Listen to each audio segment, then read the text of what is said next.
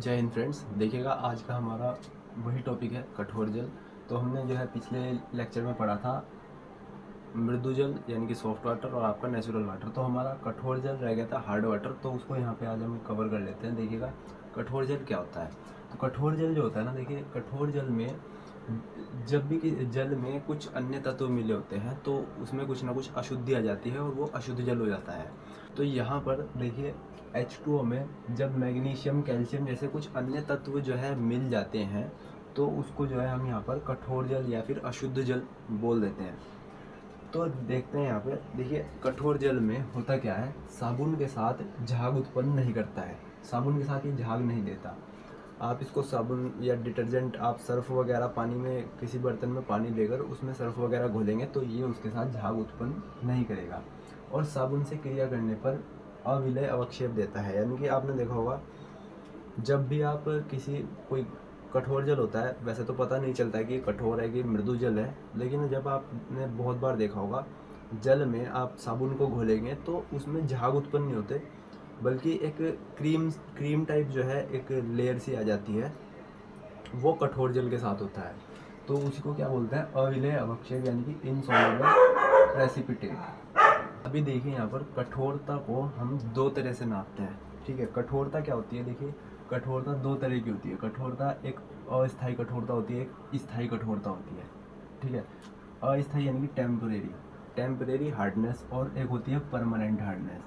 तो temporary hardness क्या है और परमानेंट हार्डनेस क्या है, उसको कैसे दूर करते हैं। देखिए जब पानी में H2O में मैग्नीशियम और कैल्शियम के बाइकार्बोनेट जो है मिले रहते हैं तो उसको बोलते हैं हम अस्थायी कठोरता या फिर टेम्परेरी हार्डनेस। उसको दूर किया जा सकता है। कैसे दूर किया जा सकता है, बॉइलिंग प्रोसेस से, या फिर चूने के पानी को मिला देते हैं CaOH का होल ट्वाइस जिसको बोलते हैं कैल्शियम हाइड्रोक्साइड, इससे भी इसको दूर किया जा सकता है। तो कैसे दूर किया जा सकता है, बॉइलिंग प्रोसेस से और चूने के पानी को मिला करके। अब जब इस प्रोसेस से वो पानी कठोर से मृदु हो जाएगा यानी कि सॉफ्ट हो जाएगा हार्ड से, तो जाहिर सी बात है उसकी अशुद्धियाँ भी दूर होंगी। तो अशुद्धियाँ हमें कैसे प्राप्त होती है, कैल्शियम और मैग्नीशियम कार्बोनेट का अवक्षेप हमें मिल जाता है। जब आप पानी उबालते हैं तो गर्म करते हैं जिस भी बर्तन में, तो उस बर्तन के तले में कुछ देखा होगा आपने सफ़ेद सफ़ेद कलर का पाउडर टाइप इकट्ठा हो जाता है, वही अवक्षेप होता है। वो उसके नीचे उसमें पानी में से जो है अलग हो जाते हैं वो तत्व, या अशुद्धि अलग हो जाती है। और यहाँ पर मैग्नीशियम हाइड्रोक्साइड भी जो है अलग हो जाता है, जो कि क्रस्ट यानी कि पपड़ी के रूप में बर्तन में जो है जमा हो जाता है। और अगर मैग्नीशियम और कैल्शियम के क्लोराइड और सल्फेट अगर पानी में मिले होते हैं, क्लोराइड और सल्फेट, तो वो हार्डनेस कैसी होगी, वो परमानेंट हार्डनेस होगी। देखिए कैल्शियम और मैग्नीशियम के बाइकार्बोनेट मिले रहेंगे तो वो कैसी होगी, टेम्परेरी हार्डनेस यानी कि अस्थायी कठोरता। और अगर क्लोराइड और सल्फेट मिले होंगे तो परमानेंट हार्डनेस होगी। अब परमानेंट हार्डनेस को दूर करने का सिर्फ एक ही तरीका होता है, उसके लिए जो है एक ही प्रक्रिया अपनाई जाती है। उसमें क्या करते हैं कि बोरेक्स और सोडियम कार्बोनेट के साथ पानी को गर्म किया जाता है। पानी में बोरेक्स और सोडियम कार्बोनेट मिलाया जाता है और फिर उसको गर्म करते हैं। तो ये जो है प्रक्रिया चलती है और इसमें कैल्शियम कार्बोनेट या बोरेट हमें अलग से मिल जाते हैं और पानी जो है मृदु हो जाता है। अच्छा, अभी आप नापेंगे कैसे कि कितने अशुद्धि पर हम पानी को हार्ड वाटर कहेंगे या फिर सॉफ्ट वाटर कहेंगे। तो देखिए जो मृदु जल होता है सॉफ्ट वाटर, उसमें अशुद्धियाँ होती हैं 60 मिलीग्राम पर लीटर। अशुद्धि मापने का पैमाना यही है कि 1 मिलीग्राम में कितनी अशुद्धि है, तो 60 मिलीग्राम पर लीटर अशुद्धियाँ होती है। यानी कि 1 लीटर में 60 मिलीग्राम अशुद्धियाँ मिली रहती हैं मृदु जल में। और ये जल जो है पीने के लिए यूज़ कर सकते हैं। लेकिन कठोर जल में जो है अशुद्धि 60 मिलीग्राम प्रति लीटर से अधिक होती है, जो कि पीने के लिए बिल्कुल भी अच्छा नहीं होता, अच्छा नहीं माना जाता पीने के लिए। और अगर इसको पीने में यूज़ करते हैं, देखिए इसके नुकसान जो है क्या क्या हो जाते हैं। अगर आप इसको पीने में यूज़ करते हैं तो ये आपका डाइजेस्टिव सिस्टम बिल्कुल बेकार कर देगा, आपका पाचन तंत्र एकदम ख़राब हो जाएगा।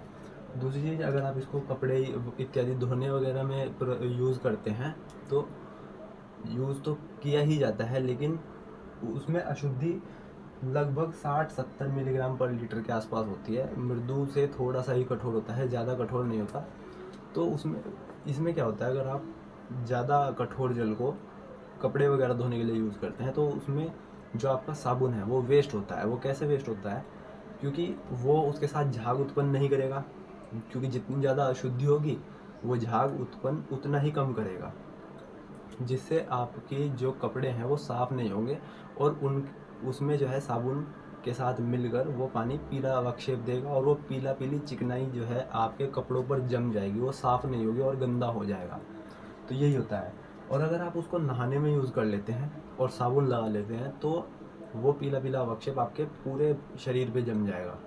तो और अगर हाँ, आप इसको नहाने में यूज़ तो कर सकते हैं अगर कम अशुद्ध है, और वो भी बिना साबुन के। और अगर आप इसको कठोर जल को खाना बनाने में यूज़ करते हैं, बहुत से लोग जब खाना बनाते हैं तो उसमें पता तो नहीं होता सबको कि ये कठोर है कि कैसा है, और नॉर्मली तो किसी को भी पता नहीं चलता।